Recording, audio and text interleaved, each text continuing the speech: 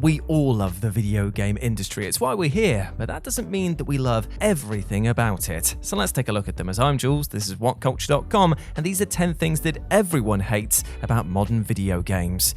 Number 10. Bloated gameplay as air quotes value. It truly does feel like games are less respectful of players' time than ever before nowadays. Never have AAA games in particular felt more egregiously bloated out with repetitive copy-paste side quests and substance-devoid collectible nonsense, which is intended solely to flood the map and present a massive time sink to completionist players who just can't help themselves. And somewhere Gerard Khalil is just weeping silently. My heart goes out to you, mate. Ubisoft are far and away the most significant repeat offenders here, with their open-world AAA formula committed to turning 20-hour games into 100-hour slogs. And that's without even getting into the many video games that are bogged down with unnecessary skill trees and needlessly convoluted progression systems that don't even fit the game style. Ultimately, this padding stems from an increasing desire for publishers to offer value as time spent rather than delivering a quality, curated experience. With services like Xbox Game Pass making the prospect of day one retail purchases less appealing than ever before, the desperation to justify that £60 to £70 price tag is bore out through hollow promises that a game will eat up at least a few weeks of your life. Ultimately, the industry needs to embrace the idea that games should be as long as they need to be, but also priced to fit that length. The death of the 8 to 10 hour single-player AAA game is a real shame, and with the industry pushing massive empty worlds populated with boring, algorithm-created content so aggressively, they're never likely to come back in a major way. Number 9. Too many remakes and remasters.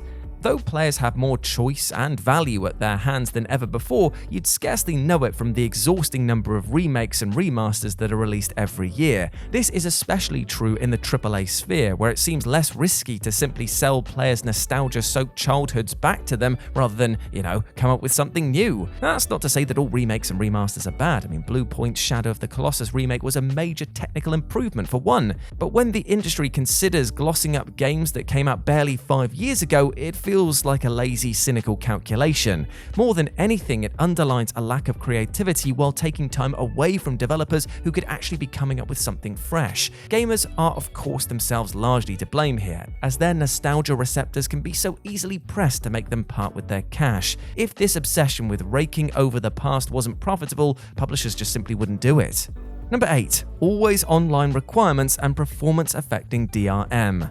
One of the most pervasively infuriating issues of the last decade or so of gaming has been the increasing requirement for games, even single-player ones, to be permanently connected to the internet in the apparent quest to combat piracy. Beyond online multiplayer titles, there is no good reason for placing a barrier between players and their game, given that all it does is punish those who actually paid to play it in the first place. If your internet connection isn't great or the servers go down, you're left with an unplayable piece of software. How is that okay? On the PC side of things, it's even more nefarious, what with the inclusion of intrusive DRM, which, while intended to prevent new games from being cracked by pirates, often ends up adversely affecting for paying customers. The irony in this case is that anyone who actually pirates an affected game with the DRM removed will have an objectively superior experience to those that did the morally right thing. Publishers need to dial back their fetishistic fascination with stamping out piracy and instead focus on making games that people actually want to pay for. Number 7. The death of split screen.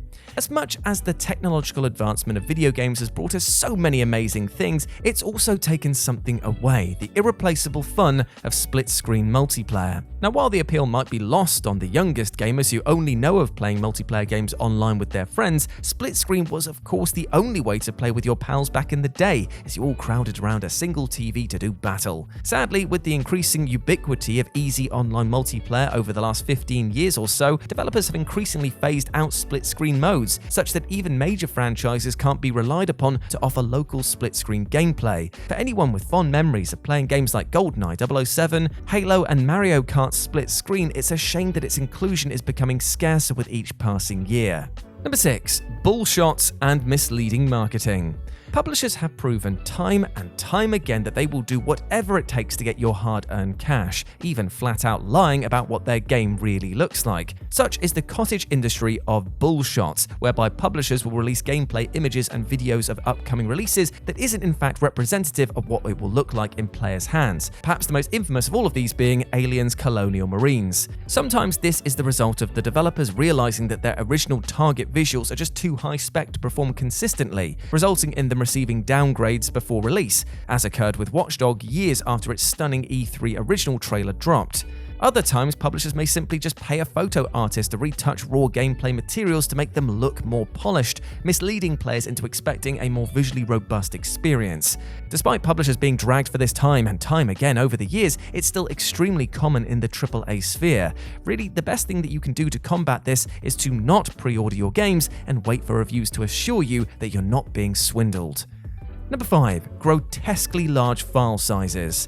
As video games become more and more complex, it's only natural that they'll grow larger, though it's also fair to say that major AAA games have a real problem with their ballooning file size. I mean, take last year's Call of Duty Black Ops Cold War, which as of its Season 4 update weighs in at a stonking 219.8GB on PS5, accounting for almost 1/3 of the console's entire usable hard drive capacity. Though Cold War is at least installed in a modular fashion, allowing players to uninstall the campaign and zombies mode, it still speaks to a wider issue of exponentially increasing game sizes. It wasn't that long ago that 50GB was a massive file size, but with the ever-increasing demand for ultra-high resolution, uncompressed 4K textures, and the like, it follows that games will get that many times larger. One can only imagine how big the average AAA game is going to be in 5 to 10 years from now. With the possibility of the next generation embracing 8K gaming, could that mean that we're going to see the first ever 1TB video game? The real issue here is that these file sizes are growing out of step with the average consumer's available storage solutions. And for many that still don't have lightning-fast internet connections, it simply becomes impossible to download a game within a reasonable time frame. Number 4. Crunch culture and treatment of developers.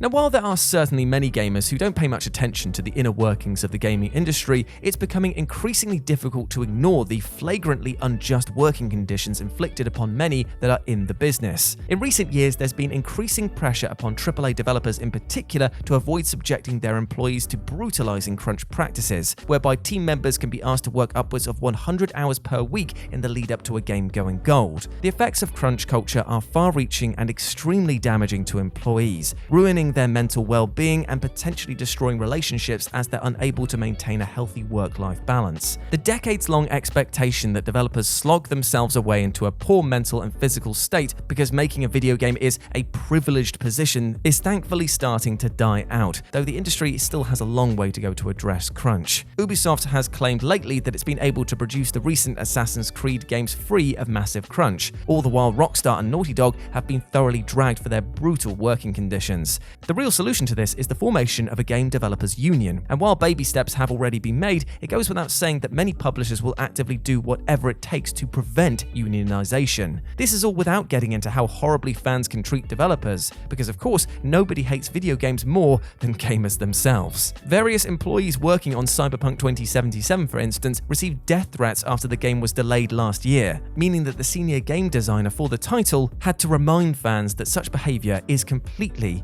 unacceptable. Number 3. An obsession with Metacritic scores.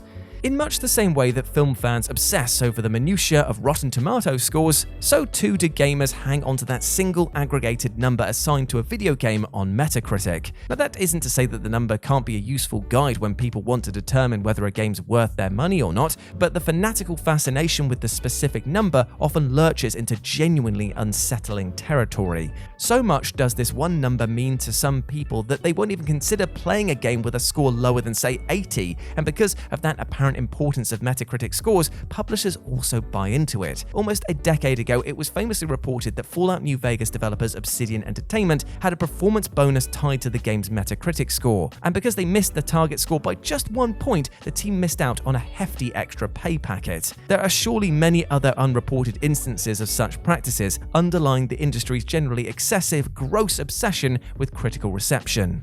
Number 2. Releasing games that are blatantly unfinished.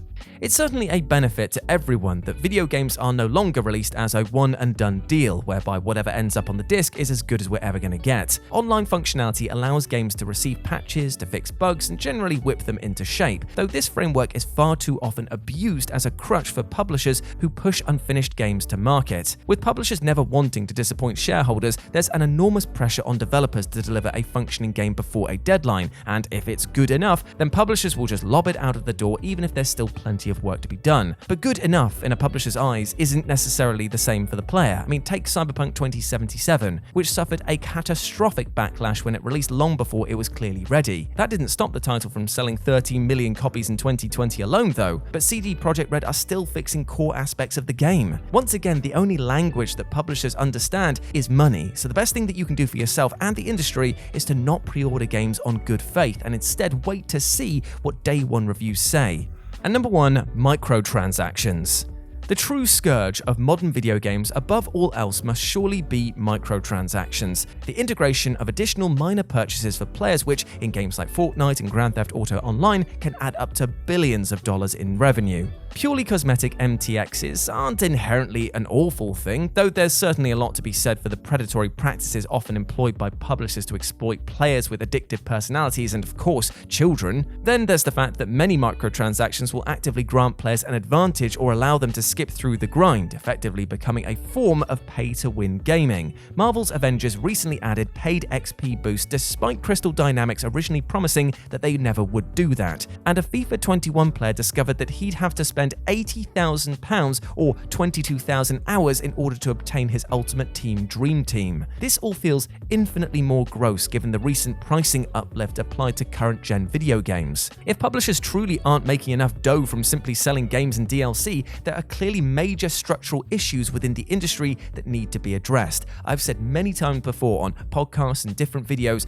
we should not foot the bill for the developer and publisher's choices. At the end of the day though, no matter how you look at it, this is nothing more than craven greed, and part of a wider desire to increase corporate profitability while lining shareholders' pockets. And that is truly depressing.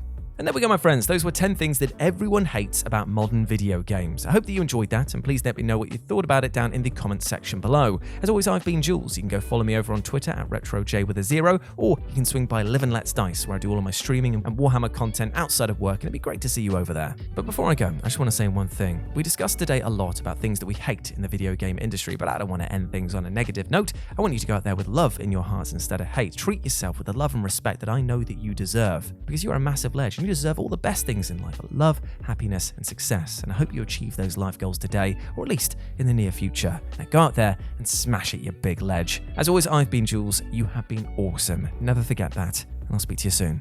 Bye.